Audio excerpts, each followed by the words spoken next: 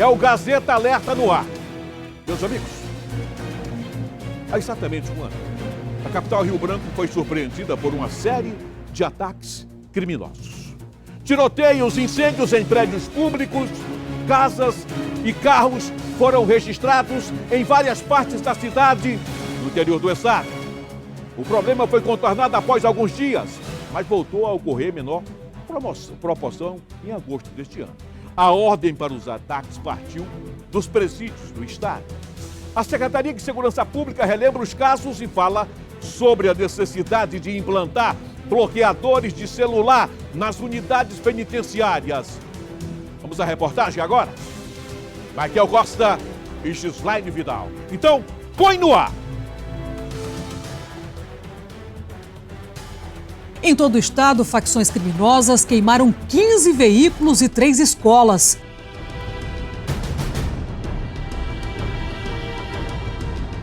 Quase 48 horas de terror.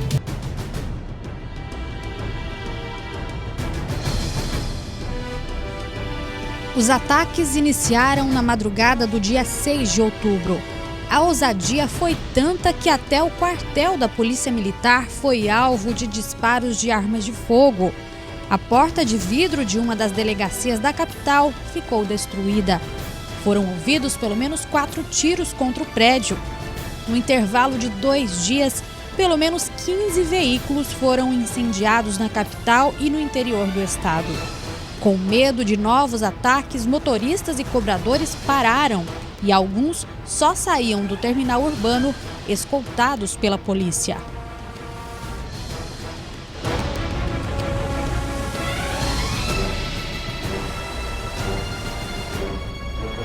O Outubro do Terror também foi marcado por incêndios criminosos em casas e prédios públicos.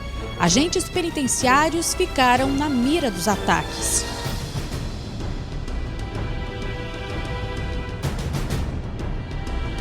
Tudo começou com a morte de 2 criminosos que faziam parte de facções. E as ordens dos ataques partiram dos líderes que estavam recolhidos nos presídios do estado.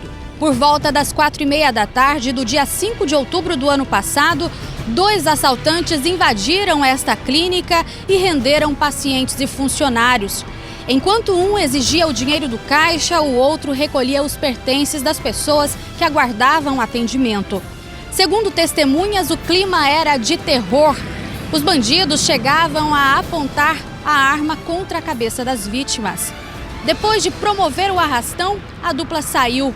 Mas logo atrás vinha um policial militar, à paisana. Ele aguardava atendimento em meio aos clientes.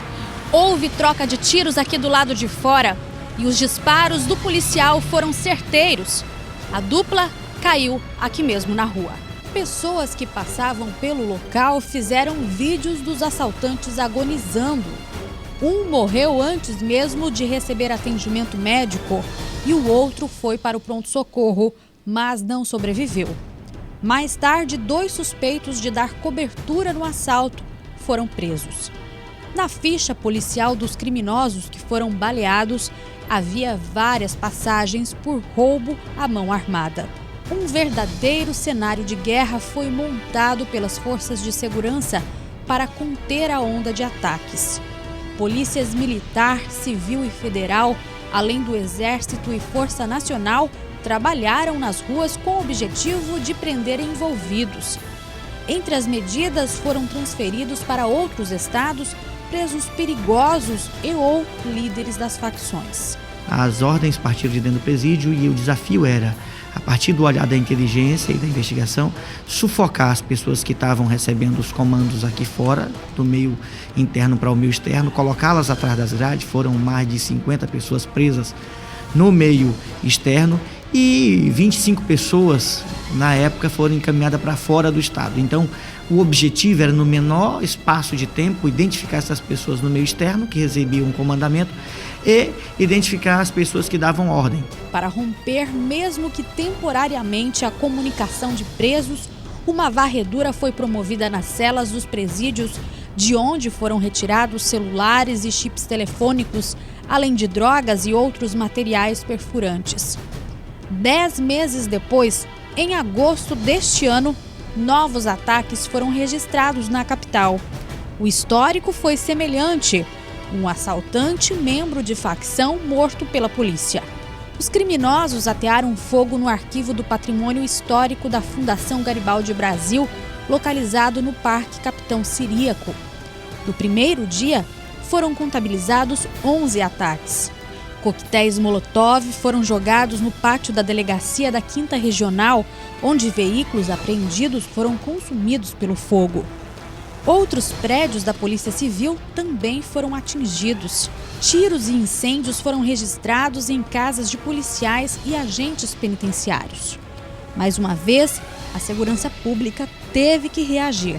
Nós podemos assegurar que as medidas necessárias para que o Estado se precaveja de situações como essa foram tomadas. O sistema do RDD, que é o regime disciplinar diferenciado, então presos isolados, presos de maior periculosidade isolado dentro do sistema prisional, em que algumas regalias são retiradas, como exemplo, visita íntima, banho de sol passa a ser só de 1 hora, televisão dentro das celas. Então isso tudo são medidas em que a gente faz com que o sistema prisional passe a ter um rigor maior no seu controle. Segundo o secretário, não há como garantir à sociedade que ataques criminosos não voltem a acontecer.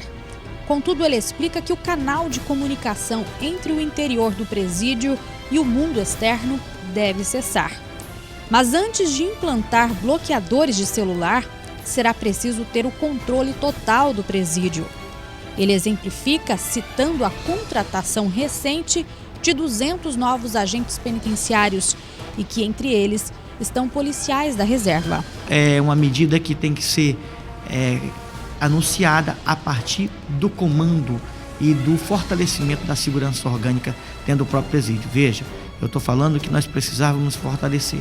220 pessoas passam a entrar dentro do presídio.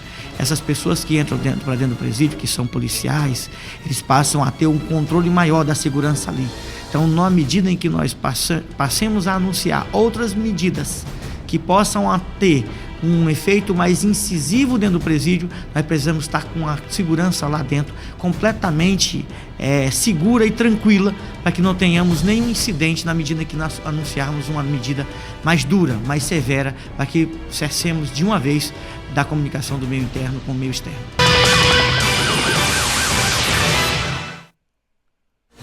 (12h14), portanto, bloqueadores deverão ser instalados, mas só quando o presídio estiver totalmente sob controle, não é?